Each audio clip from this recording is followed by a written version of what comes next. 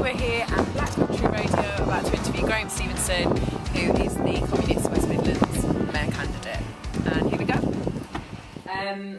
So back to the sort of politics side of things. How will you ensure the youth issues are fairly represented? Yeah, this is quite important, really, because already this West Midlands Combined Authority, WMCA, what a mouthful, because it rests on the full-time professional politicians in each of the boroughs, they've already created their own edifice, they've already got their own bureaucracy. For instance, as far as the issue of housing is concerned, well, you're better than I, generation rent you're called, aren't you? Young people can't get on the housing ladder, they can't get a home. So the question of availability of land is paramount for the Mayor and the Combined Authority. What did they do? They already established a commission to look into how to get land and how to use it and what they would do with it.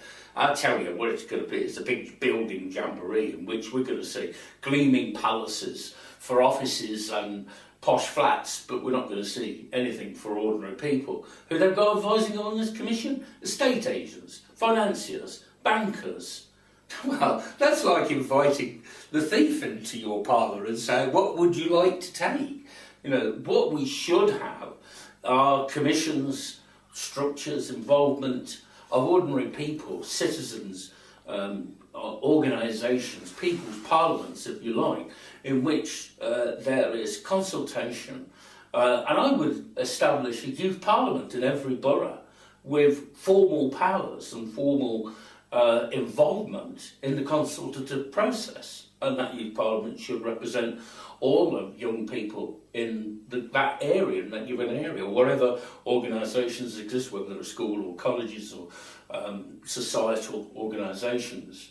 We need to have, I think, a more organic approach and a more considered one. But there is, I think, contempt for young people in modern politics. There is a sort of belief that young people have nothing to say. They're not grown up enough, they don't know enough. But that's not true. Everybody has a point of view, and some of the most stupid things have been said to me by rather elderly people in the course of this campaign. I have to say, the most intelligent questions, the most brilliant ones have been from young people. Okay, so you might have actually already answered my next question in that, to be honest, but I'll ask it anyway. So places like Birmingham used to be called the workshop of the world, city of 1,000 trades, but trade is changing and so are the jobs that we young people are struggling to get. What do you plan to do to make sure that there are enough high-value jobs to keep us in the region? Well, one of our unique policies is to argue for urban agriculture.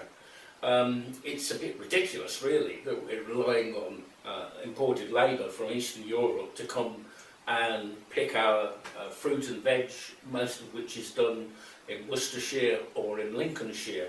You could actually see with hydroponics, with sunroofs, we could actually see the development of serious agriculture in urban areas. This is actually a trend that's begun in Germany and in Sweden. With public sector promoting of this, that would be important. If we see a massive expansion in public transport provision, but also in the manufacture of public transport vehicles, we would need a massive expansion in public transport jobs and the skills, particularly skills, maintenance and engineering. And those skills are transferable. We have far too many cars running on the roads of the West Midlands, and an awful lot of them aren't properly maintained. We would need, I think, to see a much better framework for ensuring that car maintenance is managed at a proper and high level and is not overpriced and it works well, because the last thing we want to see is belching fumes on cars on the road. So it's seeing really a holistic approach, and it's arguably socialism, because it's not for the market, it's not for private ownership, it's for public good. Yeah. That's the core of our approach. Okay. The final question is from Dan, who is from Albury. If you could ask the Prime Minister one question, what would it be? When are you going to resign? Right, okay, that's all the questions for today then, Graham. Thank Okay, you. thanks very much. Bye. So that was Graham Stevenson. Let us know what you think. You can tweet us with the hashtag WMElect17, or you can go on the website, which is civify.org.